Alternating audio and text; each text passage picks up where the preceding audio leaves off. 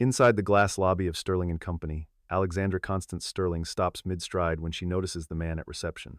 His suit is cheap, his shoulders tired, but it's his shoes that catch her eye-cracked leather, split soles, reins still clinging to the seams. In front of half the staff, the CEO laughs and asks if the cleaning crew lost a mop. She doesn't know Carter Flynn Ellamy has exactly $1 left, and that what he does with it will destroy her pride forever tonight. The headquarters of Sterling and Company rises 43 floors above the city, a tower of glass that catches morning light and throws it back in sheets of brilliance. The lobby stretches wide and cold, all polished marble and chrome, where footsteps echo like judgments. Security guards stand at attention in pressed uniforms. The reception desk curves elegantly, staffed by people whose smiles never quite reach their eyes. Everything whispers the same message. This is not a place for ordinary people. Sterling and Company is legendary for its standards. Performance reviews happen weekly. Dress codes are enforced without mercy. The company newsletter showcases top performers in designer suits, holding awards, radiating success. In the break room, conversations center on quarterly targets and promotions. But no one mentions the cleaning staff who arrive after dark, or the maintenance workers who fix things before dawn, or the security guards who stand through 12-hour shifts. These people are invisible, part of the machinery that makes success possible but never part of the success itself. Alexandra Constance Sterling learned about power before she learned to read. She's the only daughter of Richard Sterling, who built this empire from nothing. Her childhood was private schools and business dinners where she sat silent in expensive dresses. Her father's voice still echoes. People judge you in 3 seconds.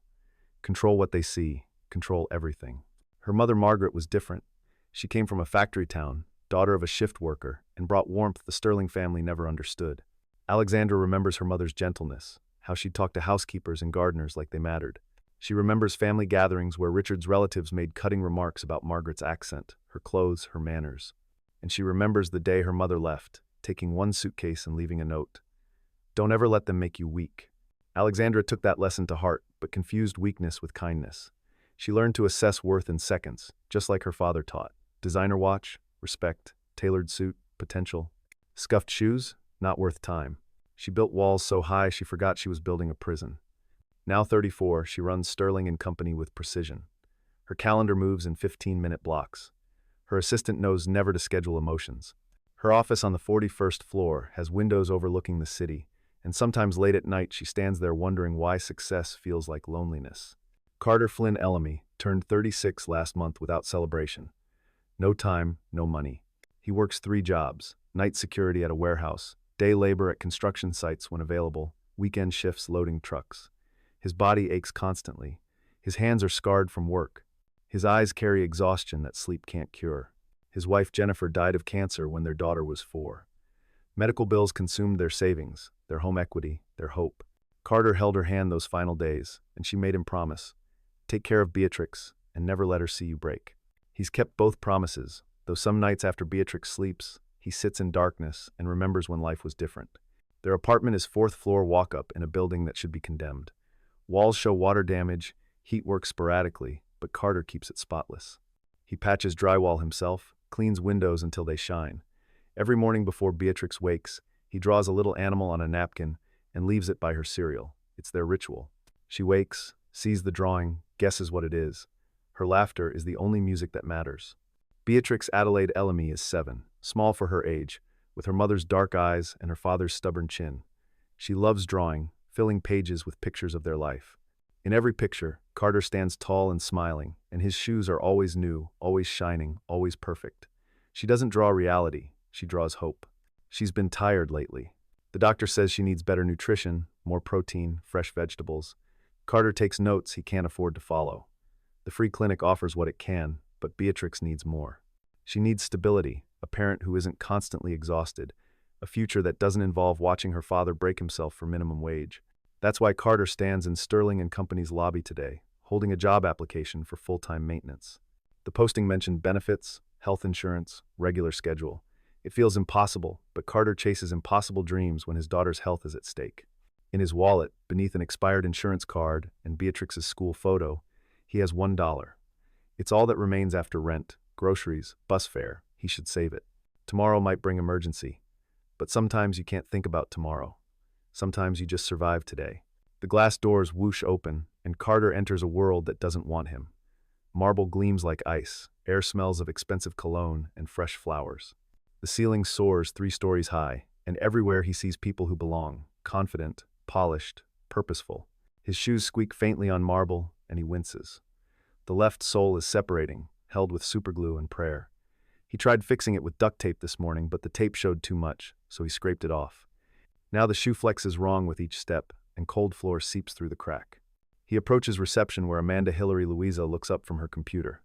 Her eyes assess him quickly. Wrinkled collar, pants slightly too short, briefcase that's actually a grocery bag. Her smile becomes fixed. "I'm here about the maintenance position," Carter says, voice rougher than intended. He clears his throat. "I have my application and references." "Leave it here." Amanda gestures to a plastic tray, not unkind but not warm. "Someone will review it." Carter sets down his papers, organizing them carefully. Behind him, an elevator chimes. He doesn't turn, focused on making everything neat and presentable. Alexandra Sterling steps out, discussing the Meridian acquisition with her assistant, Farah Ingrid Bridget. It's a deal that will expand Sterling and Company into 3 new markets. Alexandra's heels click precisely on marble. Her platinum hair cost $200 to style. Her burgundy suit was tailored in Milan. She radiates confidence that comes from never doubting your place. "Make sure legal has contracts by noon," she's saying. "Tell Davidson if he misses another deadline." He explains it to the board directly. Farah nods, making tablet notes.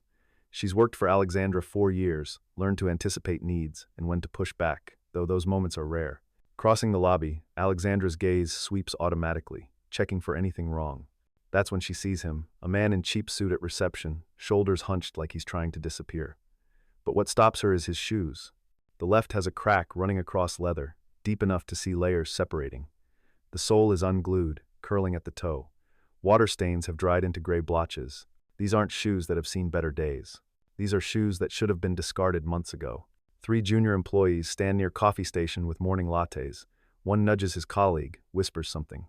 They both glance at Carter and stifle laughs. Alexandra stops walking. Farah nearly collides with her. "Mrs. Sterling?" Farah says quietly. Alexandra doesn't answer. She's watching Carter, who's finishing with papers and turning to leave.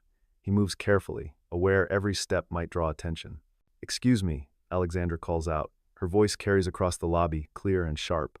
"Are you here to fix plumbing, or did you come to apply for a job?" Carter freezes. Slowly he turns. His face flushes red. "I'm applying for maintenance, ma'am," he says. Alexandra walks toward him, heels clicking like countdown. She gestures at his feet. "With those shoes? I honestly can't tell if you're an applicant or if you're lost." The lobby goes quiet. Amanda looks down. The 3 employees stare openly. Farah touches Alexandra's elbow gently, silent warning, but Alexandra shakes her off. "We have standards here," Alexandra continues. "Voice isn't loud but doesn't need to be. If you can't invest in yourself, why would we invest in you?" Carter's hands clench.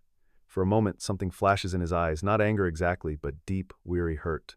Then it's gone, replaced by blank expression of someone who's learned to absorb humiliation without reacting. "I apologize for any inconvenience, ma'am," he says quietly. He moves toward the door, and this time he's not careful about squeaking shoes. He's not careful about anything except escaping.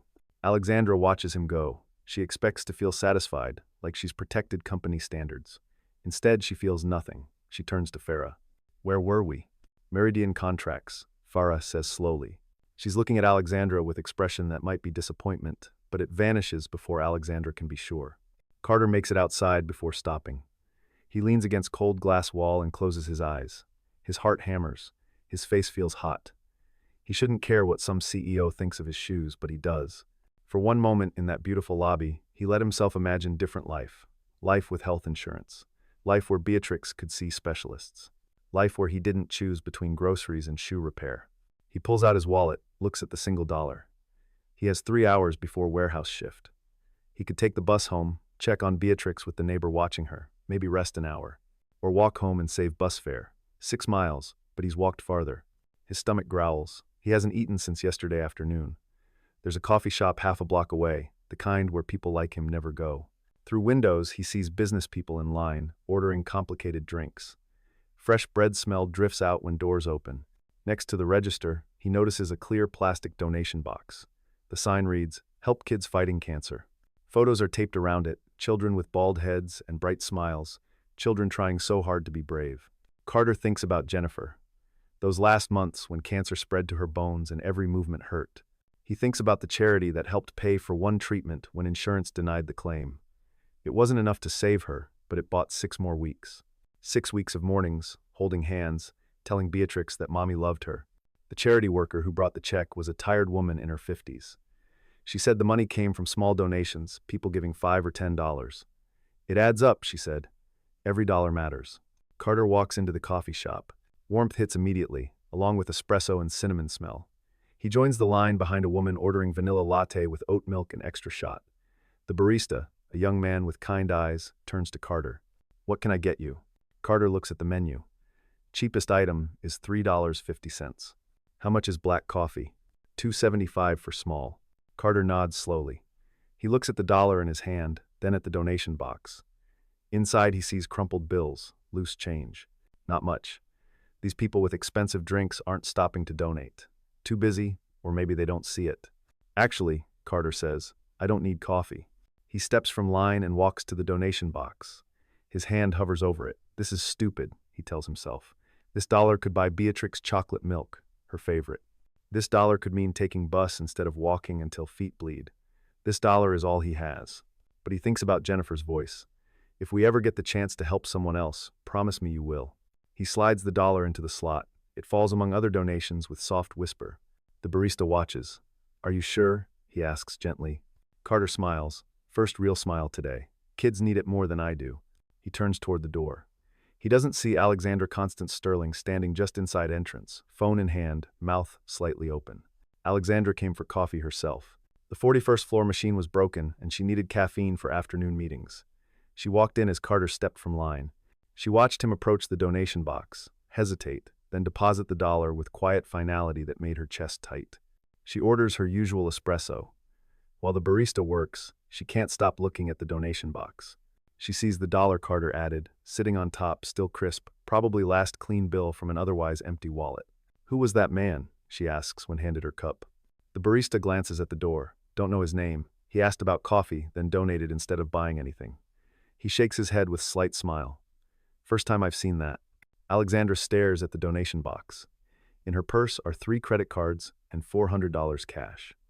In her closet at home, 47 pairs of shoes, some never worn.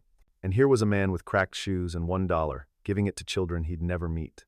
She thinks about how she spoke to him in the lobby, the laughter she allowed, the humiliation she caused. And for the first time in years, Alexandra Sterling feels ashamed. Carter takes the long walk home, 6 miles through streets that grow progressively worse, past buildings increasingly worn.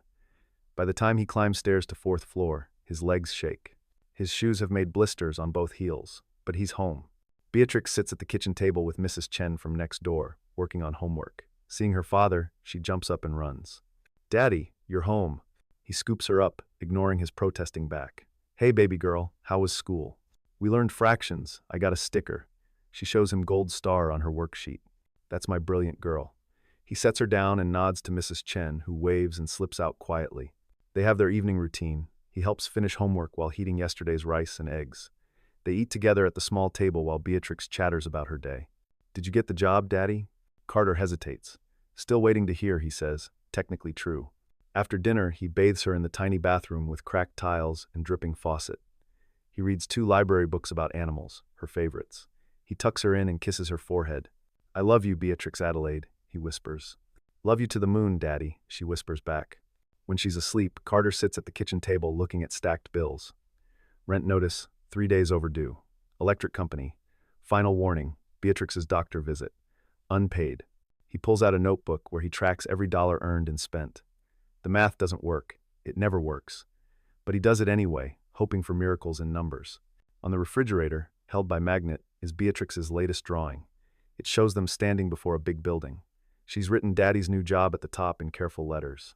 In the picture, Carter wears a suit and shiny black shoes. He's smiling. Carter touches the drawing gently. Then he looks at his real shoes by the door.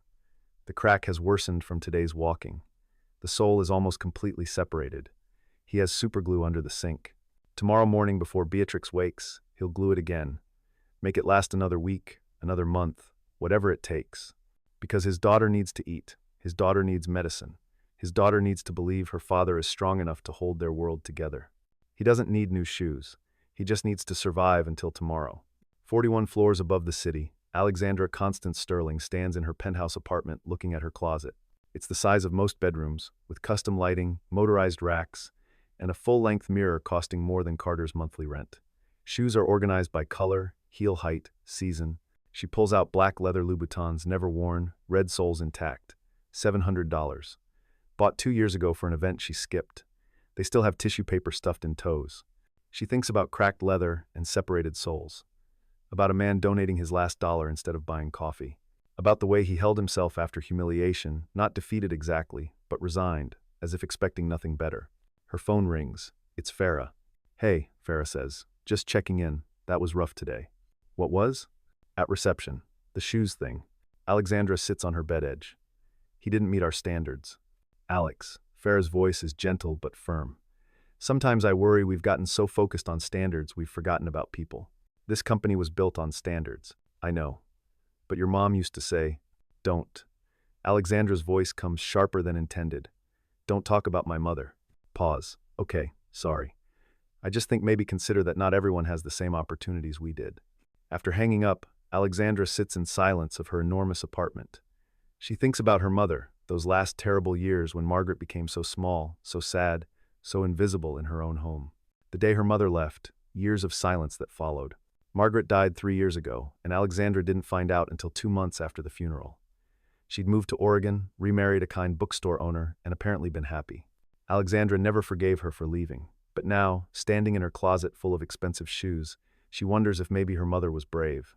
Maybe walking away from cruelty, even losing everything, is its own strength.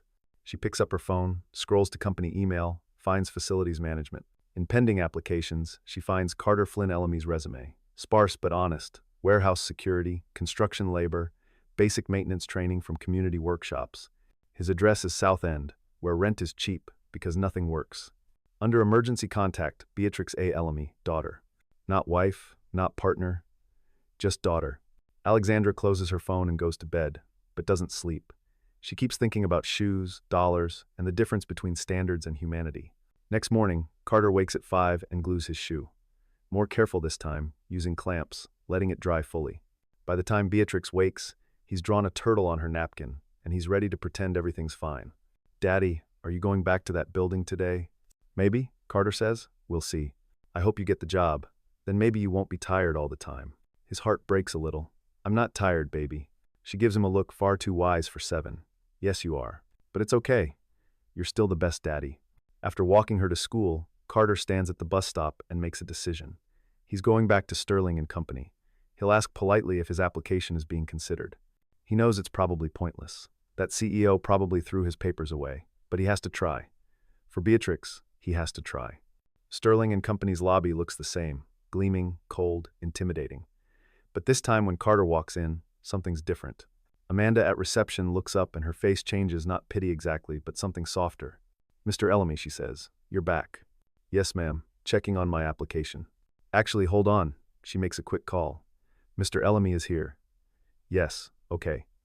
She hangs up and smiles. "Someone from HR will be right down." Carter blinks. "Really? Really?" 5 minutes later, a man in maintenance uniform comes down. His name tag reads, Bernie Rispin Clark, Facilities Manager.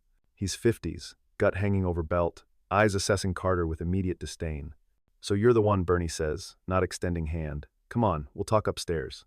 They take service elevator to basement level, where maintenance offices are located. Different world down here. Concrete floors, fluorescent lights, smell of machine oil, and cleaning supplies. Bernie leads Carter into cramped office and gestures to metal chair. "Let's cut the nonsense," Bernie says. "I don't know what strings you pulled, but apparently someone upstairs wants to give you a shot. Personally, I think it's a mistake. You got any actual certification? Trade school? Anything?" 5 years construction experience, Carter says. 3 years facility security. I taught myself basic electrical and plumbing from manuals and training videos. Bernie snorts. "YouTube University, huh? Not how we do things here, pal. This is professional operation. Systems worth millions. You mess up, it's my head. I understand. I'll work hard. Learn whatever I need." "You better." Bernie leans back. "I'm putting you on night shift, cleaning and basic inspections. 3 months without screwing up, Maybe we talk about something permanent. You gotta prove yourself. Understood? Yes, sir. Thank you. Bernie waves him off. Don't thank me. Thank whoever upstairs decided to make my job harder. Carter doesn't care about Bernie's attitude. He has a job. He has a chance. That night he tells Beatrix, and she hugs him so tight he can barely breathe. I knew it, Daddy. I drew you a new picture. She shows him, them in front of Sterling and company again, but holding hands and smiling. His shoes in the picture are still perfect and new. Carter's first night shift starts at 10 p.m., ends at 6 a.m. Primary duties: clean offices, floors 30 through 40, check restrooms are stocked, empty trash, do basic walkthrough of mechanical rooms, noting unusual sounds or smells. Bernie gives cursory training: supply closet, alarm code, checklist. If anything looks wrong, write it down. Don't touch anything you're not qualified to touch. Don't talk to executives if you see them working late. Stay invisible. Carter works methodically through his first week. He cleans every office with care, treats every space with respect. When entering mechanical rooms, loud, hot spaces where buildings' vital systems live, he pays attention. His construction background taught him to listen, to notice things. Fifth night, while inspecting emergency generator room in sub-basement, Carter hears something wrong. Subtle, just slight irregular rhythm in cooling fan. He makes a note in the log. Generator 3 cooling fan inconsistent. Recommend inspection. He leaves the note on Bernie's desk, along with observations about loose panel in electrical room and slow leak in backup water line. Next night, Bernie calls him into office. What's this? Bernie waves the notes. You an engineer now? No, sir. Just things I noticed. Well, don't notice. You're here to clean and observe, not diagnose. I've been running this 12 years. I think I know when something needs attention. Yes, sir. I just thought. Don't think. That's my job. Your job is push a mop and stay out of the way.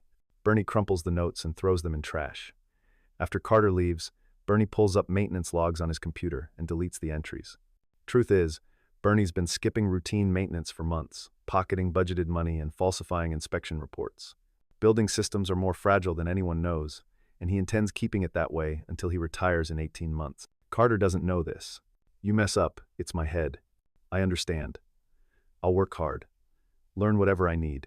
You better. Bernie leans back. I'm putting you on night shift, cleaning and basic inspections. 3 months without screwing up. Maybe we talk about something permanent. You gotta prove yourself. Understood? Yes, sir. Thank you. Bernie waves him off. Don't thank me. Thank whoever upstairs decided to make my job harder. Carter doesn't care about Bernie's attitude. He has a job. He has a chance.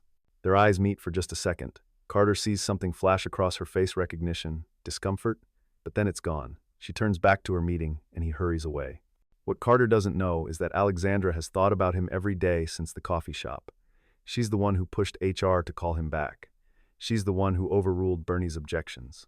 She did it because she couldn't get that image out of her head, a man with nothing, giving away his last dollar. She tells herself it's about fairness. Company should give people chances. But deep down, she knows it's about guilt. The Tuesday meeting is about Meridian acquisition, the massive deal defining Sterling and Company's next decade.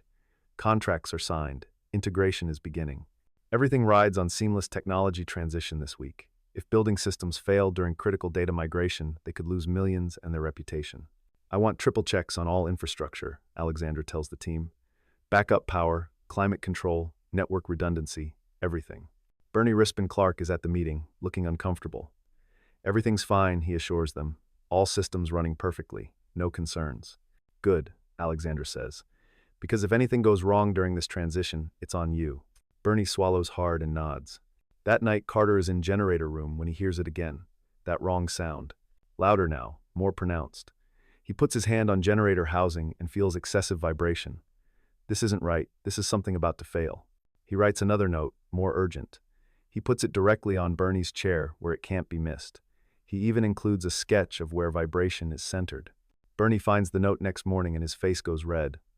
This janitor is going to ruin everything. If people look closely at maintenance records, they'll find discrepancies. They'll find money he's been skimming. He needs to shut this down permanently. Bernie calls Carter into his office that afternoon before night shift. We need to talk about your performance, Bernie says. I've had complaints. Complaints? About what? Your work is sloppy. You're leaving areas uncleaned. You're spending too much time where you're not supposed to be. That's not true. I follow the checklist exactly. Are you calling me a liar? Bernie's face is inches from Carter's now. I've been doing this since you were in diapers, pal, and I'm telling you, you're not cutting it. Carter feels panic rising. He needs this job. He needs the insurance kicking in after 90 days. Beatrix has a specialist appointment in 2 weeks, already scheduled. I'll do better, Carter says. Please, just tell me what you need differently. Stay out of mechanical rooms unless I specifically assign you there. Stop writing your little notes. Do your job and nothing else. But if I see something dangerous, you're not qualified to determine what's dangerous. That's my job. Carter nods slowly. He doesn't believe Bernie, but doesn't have choice. He'll keep doing his work. He'll keep watching, but he'll be more careful. The night of crisis arrives exactly 1 week later. Sterling and Company hosts major event, formal announcement of Meridian merger, with press, investors, clients filling the building's conference center. Alexandra stands at podium speaking about innovation and growth, while behind her on massive screens, company accomplishments scroll past. Carter works his usual night shift, but tonight the building is fully lit and buzzing. He stays on cleared floors, doing his work quietly while the party happens far above. At 11:47 p.m., Carter is in sub-basement when he hears loud grinding noise from generator room. He runs toward it and sees what he feared. Cooling system on generator 3 has failed completely. Temperature gauge is climbing rapidly. If it overheats, it will shut down automatically, and when it does, backup power sequencing for half the building will fail. Carter runs to find Bernie, who's supposed to be monitoring systems. He finds him in break room, drinking coffee and watching the event on small TV. Mr. Clark, generator 3 is overheating. Bernie jumps up, spilling coffee. They run to generator room together. Bernie looks at gauges and goes pale. This can't be happening, not tonight. We need to shut it down before it damages itself, Carter says, and manually switch load to generators 1 and 2. I know what we need to do, Bernie snaps, but his hands shake as he reaches for controls. Then it happens, emergency klaxon sounds. Generator 3 has hit thermal limit and is executing automatic shutdown. But something's wrong with sequencing. Instead of smoothly transferring load, the system hiccups. Lights flicker throughout building. Screens in conference center go black. Alexandra's microphone cuts out mid-sentence. People gasp. Emergency lights kick in, bathing everything in eerie red. Somewhere, someone is shouting. In generator room, Bernie frantically hits switches, but nothing responds correctly. Carter sees the problem immediately. Backup sequencer isn't engaging because someone disabled a safety protocol. He looks at Bernie's maintenance computer and sees override code still active. You disabled auto transfer, Carter says quietly. Bernie's face goes from pale to red. You don't know what you're talking about. The system would have handled this automatically, but you turned it off. Why? Shut up and help me fix this. But Carter understands now. Bernie's been cutting corners, disabling safety features, avoiding maintenance costs. And now it's failing at the worst possible moment. Upstairs, Alexandra tries keeping the crowd calm. Emergency lights are on. Assistant rushing around with flashlights. Investors mutter nervously. This is disaster. This is exactly what she promised wouldn't happen.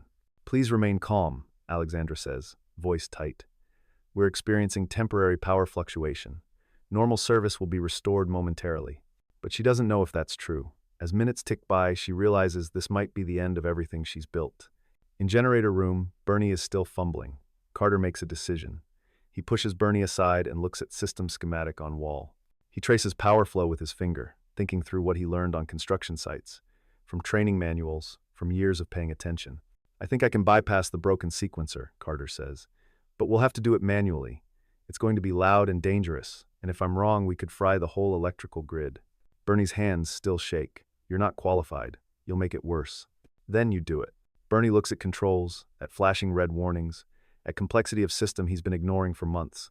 I can't, he whispers. Carter doesn't waste time on anger. He rolls up sleeves and gets to work. He traces each connection, checking voltages, manually closing breakers in sequence. His hands are steady, though his heart pounds. He thinks about Beatrix, that drawing on the refrigerator, how she believes he can fix anything. He thinks about Jennifer's last words, "You're stronger than you know." He closes his eyes for just a moment, then pulls the final switch. For 3 terrible seconds, nothing happens. Then, with deep hum, lights begin coming back on. Backup generators sync, load transfers smoothly. Throughout building, monitors flicker and resume. Emergency klaxon goes silent.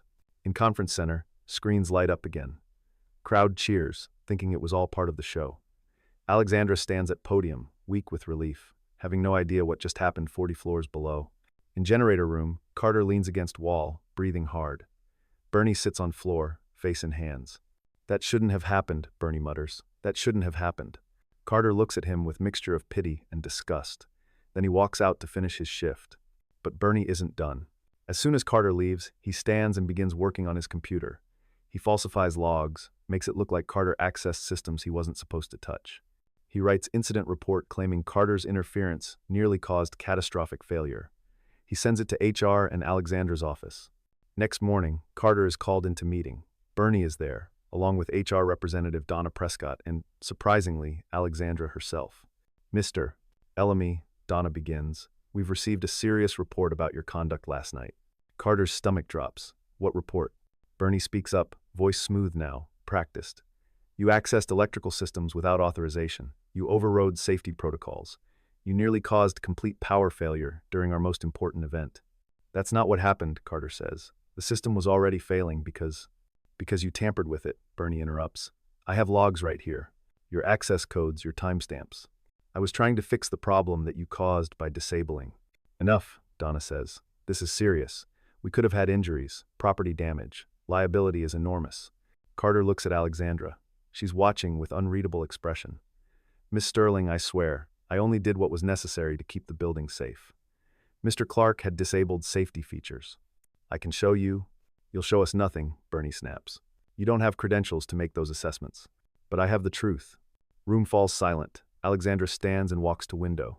She looks out at city, thinking. She remembers Carter's shoes. She remembers his last dollar. She remembers her mother's voice. Don't let them make you weak. But what is strength really? Is it standing firm on rules, or is it having courage to look deeper? I want to see the generator room myself, Alexandra says suddenly. Everyone stares. Miss Sterling, that's not necessary, Donna begins. Now, Alexandra takes off her heels and puts on safety boots all visitors to mechanical spaces must wear. She looks ridiculous in tailored suit and rubber boots, but doesn't care. She leads the group down to sub-basement, to hot, loud space where building's heart beats. Show me what happened, she tells Carter. Carter walks her through it. Failing cooling system, disabled safety protocols, manual bypass he performed. As he talks, Alexandra notices something. There are handwritten notes taped to several panels, all in Carter's handwriting, all dated weeks ago. Check this bearing, monitor this temperature. Unusual vibration. Mr. Clark, Alexandra says softly. Were you aware of these notes? Bernie shifts uncomfortably. They're just observations of an untrained janitor. They're detailed and specific. She looks at Carter. You've been flagging these issues for weeks? Yes, ma'am. And what happened to those reports? Bernie doesn't answer. Alexandra pulls out her phone, calls her IT director. I need you to pull maintenance logs for last 6 months. Original versions, before any edits. I want to see every change, every deletion, every modification, and I want to know who made them. Bernie's face goes gray. 2 hours later, truth is laid out in Alexandra's office. Bernie has systematically falsified maintenance records, skipped inspections, pocketed thousands in budgeted maintenance funds. Generator failure was entirely predictable based on real maintenance history. Bernie tried hiding. And Carter's actions didn't cause the crisis. They prevented it from becoming much worse. You're fired, Alexandra tells Bernie, and we'll be referring this to authorities. Bernie tries to argue, tries blaming others, but there's no escaping evidence. Security escorts him out. After he's gone, Alexandra sits heavily in her chair. Farah, who's been watching everything, brings her water. How did we let this happen? Alexandra asks quietly. We trusted the wrong person, Farah says, but we also found the right one. Alexandra looks up at Carter, standing awkwardly by door. You saved this company, she says. You could have walked away. After how I treated you, after how Bernie treated you, you had every reason to let it burn. Why didn't you? Carter thinks about this, because it wasn't about you or Bernie. It was about everyone else in the building, people who depend on this place. And because doing the right thing isn't conditional. You do it because it's right. Alexandra feels something crack open in her chest. She stands and walks to him. I owe you an apology, she says. A real one. I judged you based on your shoes. I humiliated you in front of my staff. I assumed poverty meant incompetence, or worse, unworthiness. I was wrong. I was cruel. And I'm sorry. Carter doesn't know what to say. He's never heard a CEO apologize. He's never heard anyone with power admit they were wrong. I accept your apology, he says finally. That's not enough, Alexandra says. I want to offer you a real position, facility systems specialist, proper salary, full benefits, and most importantly, your insights will be valued. We need people who actually care about doing things right. Carter feels his eyes burning. I have a daughter, he says. I need to afford her medication. She needs specialists. That's why I'm here. That's why I'm standing in front of you with glued shoes and pride swallowed so far down I can't taste it anymore. Then let's fix that, Alexandra says. Healthcare starts immediately, not after 90 days, and I want to make sure outstanding medical bills are handled. Consider it hiring bonus. As he talks, Alexandra notices something. There are handwritten notes taped to several panels, all in Carter's handwriting, all dated weeks ago. Check this bearing. Monitor this temperature. Unusual vibration. Mr. Clark, Alexandra says softly. Were you aware of these notes? Bernie shifts uncomfortably. They're just observations of an untrained janitor. They're detailed and specific. She looks at Carter. You've been flagging these issues for weeks? Yes, ma'am. Beatrix comes running back, out of breath. Daddy, push me. In a minute, baby.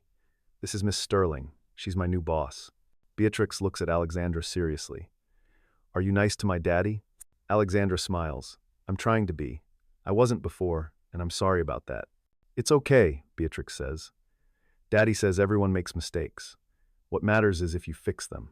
Your daddy is smart. Beatrix grins. I know. He can fix anything. She pulls folded paper from her pocket. I made you a picture. She hands it to Alexandra. It's a drawing of 3 people standing before tall building. One is clearly Carter, one is small girl with pigtails, and one is woman in red dress. That's you, Beatrix says, pointing to the woman. Daddy told me you wear red a lot, and look, I gave you a smile, because sad people need smiles. Alexandra looks at the drawing for a long time. In Beatrix's world, everyone has neat clothes and shining shoes and happy faces. It's a child's beautiful lie, the hope that goodness exists if you just draw it right. Thank you, Alexandra says quietly. I'll keep this forever. That night, after putting Beatrix to bed, Carter sits at his kitchen table looking at his new employment contract. Salary is more than he's ever made. Benefits include dental, vision, healthcare plan covering Beatrix's specialists. There's even clause about tuition assistance if he wants formal certification. His phone rings. It's Alexandra. Hope I'm not calling too late, she says. It's fine. What's up? I've been thinking about what Beatrix said, about fixing mistakes. I want to do more than just fix mine with you. I want to change how this company operates. What do you mean? Creating pathways for people who don't fit traditional mold, better pay for maintenance and cleaning staff, real training programs. And I want to start a fun partnership with medical charities. For employees' families who need help. Carter feels his throat tighten. That's incredible. I'm calling it the Margaret Fund, Alexandra says. After my mother, she would have liked you. They talk for another hour about systems that need changing, about values that got lost, about how easy it is to forget everyone you meet is carrying a weight you can't see. When they finally say goodnight, Alexandra sits in her penthouse and looks at Beatrix's drawing, now framed on her desk. She thinks about her closet full of shoes and makes a decision. Next day, she donates half to nonprofit, helping people transitioning out of homelessness into jobs. Shoes for interviews, shoes for hope. 6 months later, Carter and Beatrix arrive at Sterling and Company for small ceremony. Building's main generator room has been completely renovated, brought to industry-leading standards. On wall, there's a plaque, in recognition of Carter Flynn Ellamy, whose dedication to safety and excellence reflects the true values of Sterling and Company. Beatrix holds her father's hand and reads the plaque slowly. Daddy, your name is on the wall. Just a little one, Carter says, embarrassed. No, Alexandra says, walking up behind them. It's exactly the right size, because you reminded us what matters. After ceremony, there's small gathering. Farah is there, along with new facilities, manager, and several other employees. They eat sandwiches and talk about upcoming projects. Carter feels, for first time in years, like he belongs somewhere. As sun sets, Alexandra and Carter stand at windows overlooking city. Beatrix has fallen asleep on couch nearby, exhausted from excitement. I've been thinking about that day, Alexandra says, in the lobby, when I mocked your shoes. Ancient history, Carter says. No, it matters. Because that was the day I thought I knew everything about you in 3 seconds. And I've learned we spend our whole lives trying to control what people see in those 3 seconds. Right clothes, right words, right image. But none of it means anything. So what does mean something? Alexandra thinks about this. She thinks about $1 in donation box. She thinks about a man who chose to help when help wasn't guaranteed. She thinks about a little girl who draws everyone with shining shoes because she believes in beauty she hasn't seen yet. What you do when no one's watching, she says finally. That's what means something. You donated your last dollar. You fixed systems no one thanked you for. You loved your daughter even when it cost everything. I did what anyone would do. No, Alexandra says softly. You did what everyone should do. There's a difference.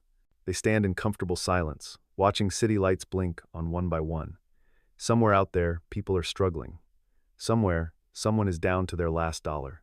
Somewhere, someone is being judged for wearing wrong shoes. But here, in this building, things are different now. Not perfect, not fixed, but better. Because one person decided to care, and another person decided to learn. Carter glances at his shoes. They're new now, proper work boots Alexandra insisted the company provide. But in his locker, he's kept the old ones. Cracked leather, separated sole, stains that wouldn't wash out. He keeps them as a reminder of how far he's come, but also as promise. A promise that he'll never forget what it felt like to be judged for them. And across from him, Alexandra makes her own promise. She'll never forget the man who had nothing and gave it away anyway. She'll never forget that kindness and competence can exist in unexpected places. She'll never forget that sometimes, the people you overlook are the ones you need most. Beatrix stirs on couch, mumbling in sleep. Carter goes to her, gently lifting her into his arms. I should get her home, he says. Of course. Alexandra walks them to elevator. See you Monday? See you Monday. As elevator doors close, Alexandra watches them go. Father and daughter heading home together, safe and secure and loved. It's the smallest story in the biggest city. But somehow, it feels like everything. She turns back to window. Sun has set completely now, and city is carpet of lights. Each light is person, story, struggle. She can't fix them all. She can't save everyone. But she can start with one, then another, then another. That's how change happens. Not in grand gestures, but in small decisions. The decision to apologize. The decision to look deeper. The decision to remember that we're all just human, trying our best with what we have. Alexandra Sterling goes home that night to her penthouse, and for first time in years, she doesn't feel lonely. She feels like maybe, just maybe, she's finally learning what her mother tried to teach her all those years ago. Don't let them make you weak. But don't confuse kindness with weakness. Don't confuse humility with failure. And most of all, don't judge a person by their shoes. Judge them by what they do with their last dollar, when no one's watching, when there's nothing to gain. That's the measure of a person. Everything else is just leather and lies.